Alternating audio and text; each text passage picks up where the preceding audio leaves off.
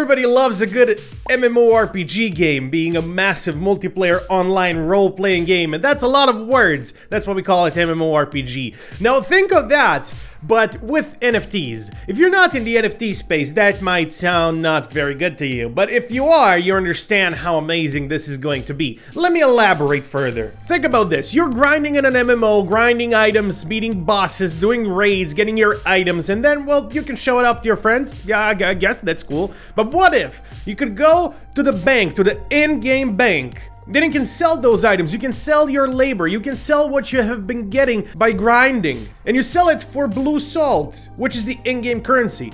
It always was the in-game currency because this used to be a Web 2 game. Let me explain further. Just a second, just let me finish my thought. Wait, Stop. In-game? Second, please. Then the accumulated BlueSalt can be exchanged for the Bora coin, which is a real cryptocurrency that can be exchanged into anything you want to exchange it to. The Web 2 game was called ArcheAge and it was released in 2013. It was huge when it was released. This is called ArcheWorld, and this will also be very big once it gets released. It's already been released to the Asian servers. It's already been released in Asia, and people are playing this. The North American release, ladies and gentlemen, is not next year. It is this month. North America and South America release this month. They have land plots. They have a bunch of ways of letting you earn your BlueSalts. Owning a land means that you retain permanent ownership of the land because it is an NFT land. And then you can use that land to generate Archeum. Or you can be a landlord. You can lease that land to other people and generate passively that way. If you lease your land, you're gonna get BlueSalts right away. You're not gonna get Archeum, but you're gonna get BlueSalts right away that you can then sell for real currency. It is amazing. What NFTs bring to the table is absolutely amazing. But the key factor here being that this game gets released this month, and you can use my code in the description down below, my friend code,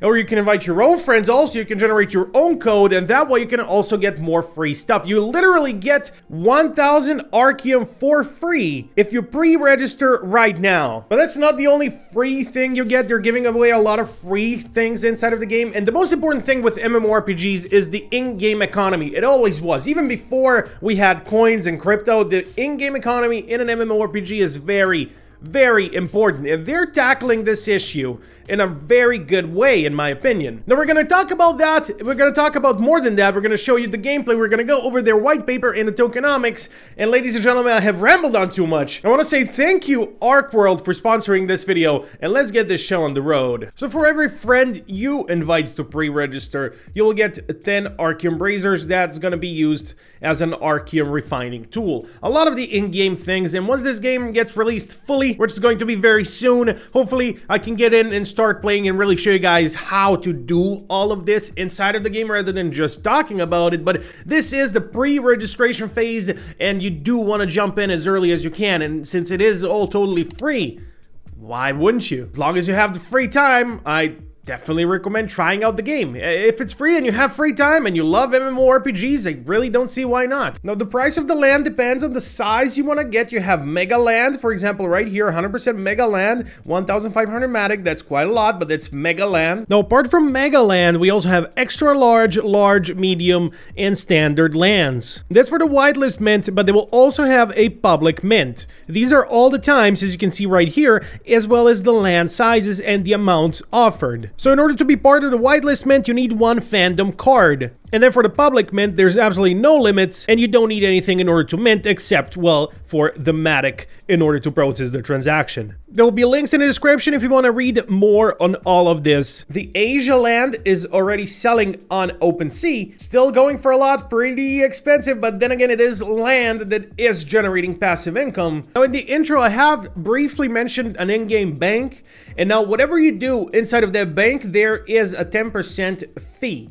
Yes, that sounds a lot like real banks. I know what you're thinking, but half of those fees is used to balance out the economy for whenever it is needed, to do burns whenever they're needed, or to buy up items whenever that is needed. It's very important to keep a balanced economy in an MMORPG. I cannot stress that enough. All areas must be equally populated, and items shouldn't be more expensive in one part of the game than they are in another part of the game, which is usually what does happen in MMORPGs, but the ArcheWorld have a great system in place to prevent prevent that from happening. Now they also have staking right here, ArcheWorld fandom card NFT staking. So they have a bunch of different NFTs. It is not just land, there's also the fandom card NFT. Now this NFT you can stake.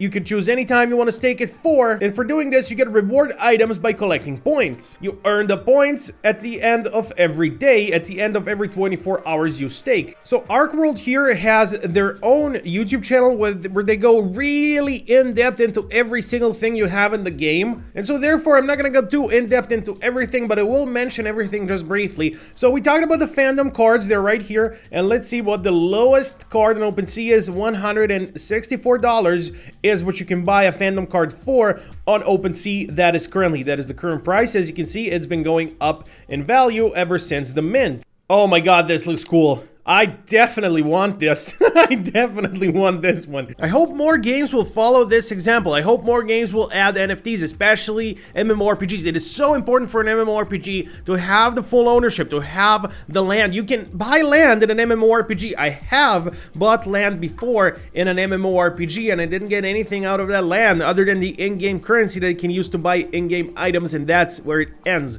This is exactly where NFTs come in handy. I can have my NFT land and get real currency, and then use that currency to buy things in-game, then sell in-game things for real currency as well.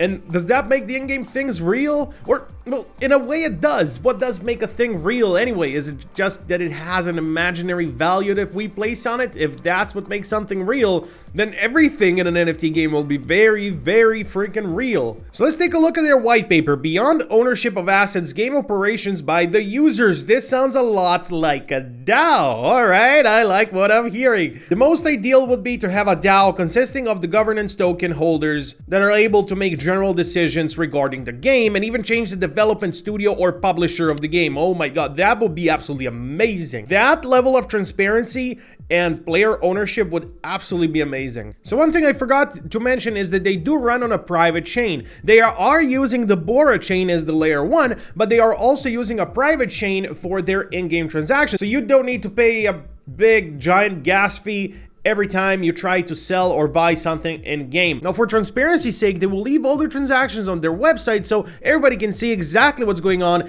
as if it were a public chain. That is what they have specifically said in the white paper, and that is something that is very important. Transparency in Web3, in the crypto space, is so important. So their goal is to have more NFTs, pets, rides, gear. That sounds great. I do want a pet NFT. I do want NFT gear. That is exactly what I want from an MMORPG. Now let's take a look at their tokenomics. This is the BSLT, or the BlueSalt tokenomics. They have exactly 1 billion tokens. Now where did the 1 billion tokens go? Well, 5% went to the marketing, so that's 50 million coins. We got 15% for rewards. This is rewards for high-end game contents, incentives for NFT holders. Then 10% is going to liquidity, to the Bora platform. We got 10% for a scholarship system, scholarship programs, and just for the vibrant ecosystem that you do need in an MMORPG. So all of these rewards are for users. All of these allocations are for users, and this is 40% in total. So the rest 60%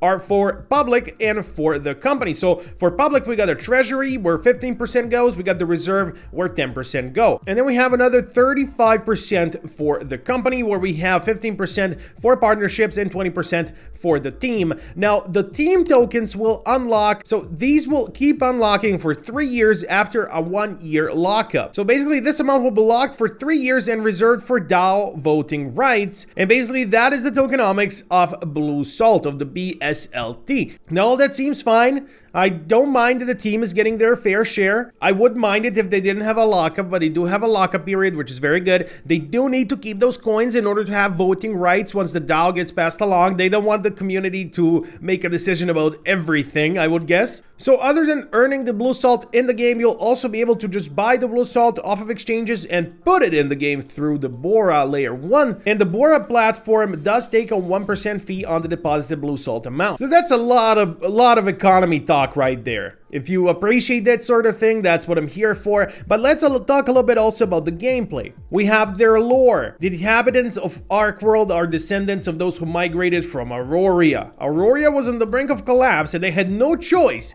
but to move to this new continent of ArcheWorld. People who used to be arch nemesis in Aurora have now become friends and they work together to cultivate their new land. This is the beginning of a very, very new history on the new continents. And ArcheWorld offers a total of 14 skill sets. As I said, you can learn more about all these very, very in-depth things on their YouTube channel, but they don't really talk about tokenomics too much, so that's why I wanted to take a big chunk of this video to just talk about tokenomics here. So you have character progression, of course, and as well you have gear progression. You use XP that you farm. You farm XP just as you do in any other game. You hunt monsters, you finish raids, destroy bosses, and you just do your little quests and missions, and that is how you get XP, and that is how you level up your character, you level up your gear as well, and become more and more powerful. Factions and guilds are a big thing in ArcheWorld, as they used to be a huge thing in ArcheAge. All races that have gone through the era of the Great Migration will be friendly to one another. Users will begin their journey from the Peace Zone. There will be a neutral zone, not only the Peace Zone, and you can choose the neutral zone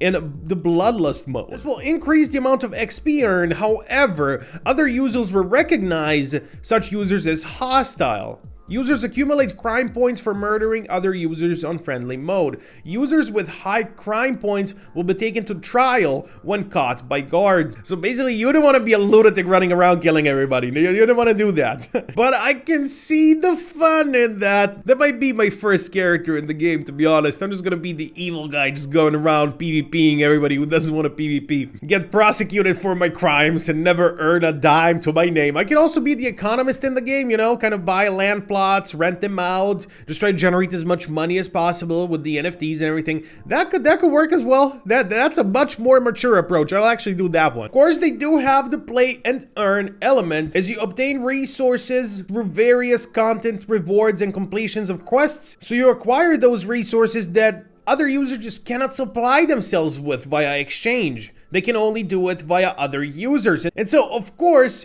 those resources come at a price.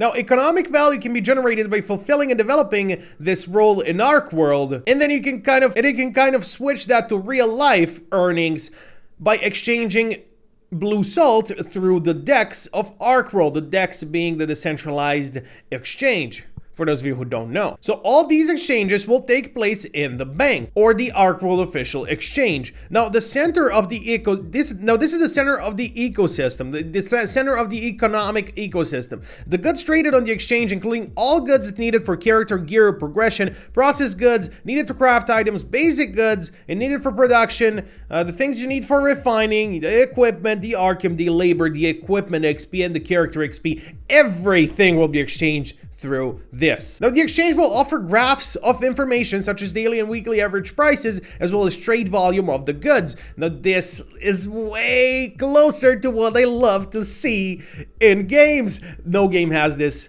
Games usually don't go for this real life economy. This is what I love about crypto. Now, the exchanges will take place in BlueSalt and the exchange fees will be 10%. Half of those exchange fees will be used to fund and preserve the value of Archeum. Exchange fee is subject to change, either by the staking system or by decision of the DAO or the guys playing the game that have the governance of the coin. Well, we covered in this video pretty much everything that needed to be said in order to get you started with the game. That being said, my name is the Inspector. I hope you've been mind blown at least a little bit. If you did, make sure to smack the like button, and I'll see you all next time. Inspector's out.